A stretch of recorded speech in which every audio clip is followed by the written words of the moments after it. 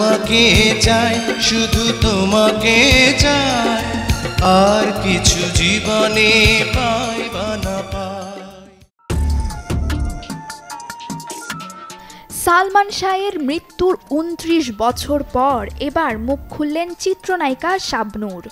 অনেক তর্ক বিতর্কের জবাবে এবার নিজেই এ বিষয়ে মন্তব্য প্রকাশ করলেন তার ভেরিফাইড ফেসবুক অ্যাকাউন্ট থেকে।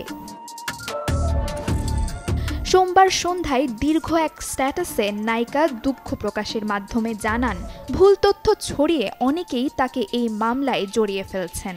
তিনি লেখেন, 29 বছর আগে কিংবদন্তি নায়ক সালমান শাহর মৃত্যুর ঘটনায় আদালতের নির্দেশে 21 অক্টোবর রমনা থানায় একটি হত্যা মামলা দায়ের করা হয়েছে। বিদেশে অবস্থানকালীন আমি সংবাদ মাধ্যমের খবরে এ বিষয়ে অবহিত হয়েছি।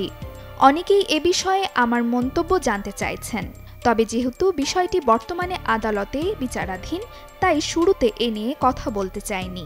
কিন্তু দুঃখজনকভাবে লক্ষ্য করছি কিছু ব্যক্তি অসৎ উদ্দেশ্যে সালমান শাহ সংক্রান্ত এই মামলার সঙ্গে আমার নাম জড়িয়ে বিভ্রান্তিকর তথ্য ও ভ্রান্ত প্রচার ছড়াচ্ছেন।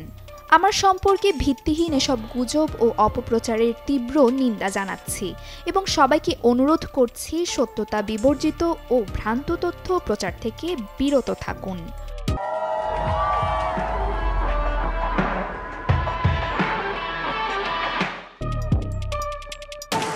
চিত্রনায়িকা শাবনূর আরও লেখেন, সালমান শাহ ছিল আমার অত্যন্ত প্রিয় সহ অভিনেতা। আমরা একসঙ্গে প্রায় 14টি চলচ্চিত্রে কাজ করেছি। সালমান ছিল একজন জনপ্রিয়, অসাধারণ, শক্তিমান এবং প্রতিভাবান অভিনেতা। নিঃসন্দেহে বলতে পারি, তার সঙ্গে কাজ করে আমার চলচ্চিত্র ক্যারিয়ার বিকশিত ও উজ্জ্বল হয়ে উঠেছে। সালমান শাহর অকাল মৃত্যুতে আমি ব্যক্তিগতভাবে গভীরভাবে ক্ষতিগ্রস্ত হয়েছিলাম। আমাদের জুটির সাফল্য একসময় অনেকের ঈর্ষার কারণ হয়ে দাঁড়িয়েছিল।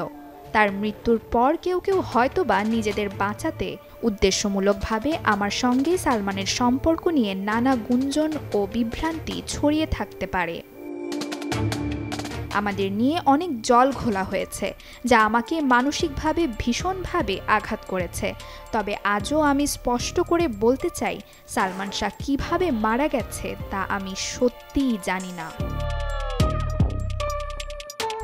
মাত্র 3.5 বছরের ক্যারিয়ারে সালমান শাহ বড় পর্দায় সবচেয়ে বেশি কাজ করেছেন অভিনেত্রী শাবনূরের সাথে। দুজনের রসায়ন, অভিনয় আর জনপ্রিয়তা সেই সময়ের সিনেমা প্রেমীদের হৃদয়ে তৈরি করেছিল এক অনন্য স্থান। সেই থেকেই ওঠে এই জুটির প্রেমের গুঞ্জন। তারপর ঢালিউড রাজপুত্রের মৃত্যুতে জুড়ে যায় শাবনূরের নাম, চলে তর্ক বিতর্ক। সে জট খুলতেই যেন এবার নিজেই মুখ খুললেন অভিনেত্রী। Desk report, channel 24।